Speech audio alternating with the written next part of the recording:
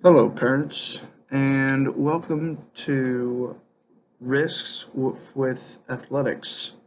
Today, we're going to briefly go over the risks and what we do to prevent the risks of injury that come with athletics and activities. The first thing I want to cover here is injuries, especially when your child or someone you know is in a sport, especially a contact sport. There's going to be injuries, either that be a broken bone, a sprain, pulling of a muscle group, a dislocation of a finger. Um, in the context of a contact sport, you're going to see that more and more. But in general, even in a physical education classroom, things do happen to where something may occur.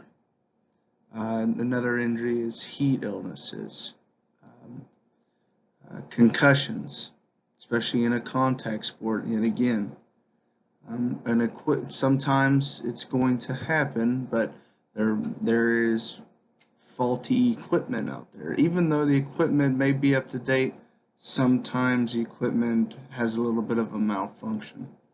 And then other illnesses brought on by activities. Um, Either that be loss of breath, asthma that the child didn't know about, um, heart condition, things like that that no one really has any idea of, but because of the exercise and the activity, um, the injury is brought on through that sense. Because injury is always possible, it's always in the back of the head.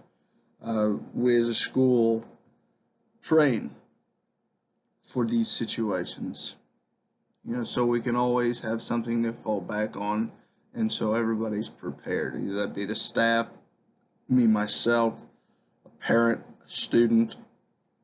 So going into the safety training, we always have for athletics or activities uh, preseason physicals for all athletes. They'll go and make sure that everything is up to date. It's not just a one for every 4 years. It's a constant. As soon as they are in a sport, they're getting checked. And so if something does pop up, the training staff and the coach is aware of the situation. Our athletic trainers having concussion testing. Always being able to spot that, especially in a day and age where concussions are seen more and more in a physical contact sport.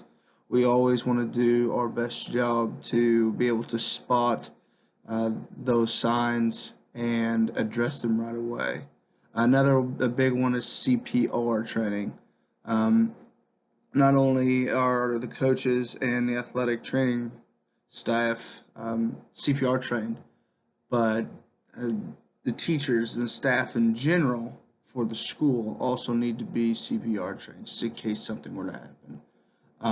Fire exits, um, just having an awareness and a location at facilities of where exits may occur, because if a fire does pop up, we need everybody to get out safe. Heat illness training.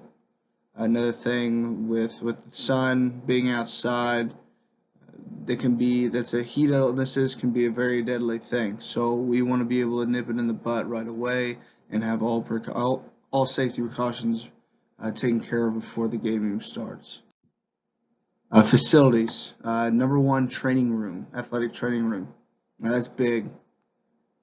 With every school, especially with athletes, a athletic training room is key. It's where you'll find all your equipment, all your need tos, and your go tos, just in case something were to happen. Also, if possible, having a field maintenance facility, just so another thing for keeping grounds crews safe for the athletics as well.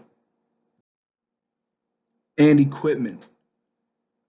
Having a CPR pack and in a facility or outside, always in close range if a athletic or athletic event is going on.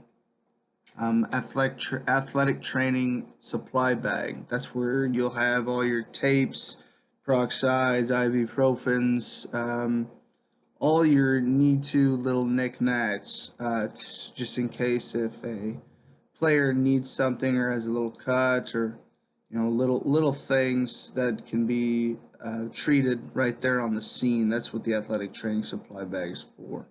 And then go kind of talk about the heat ounces.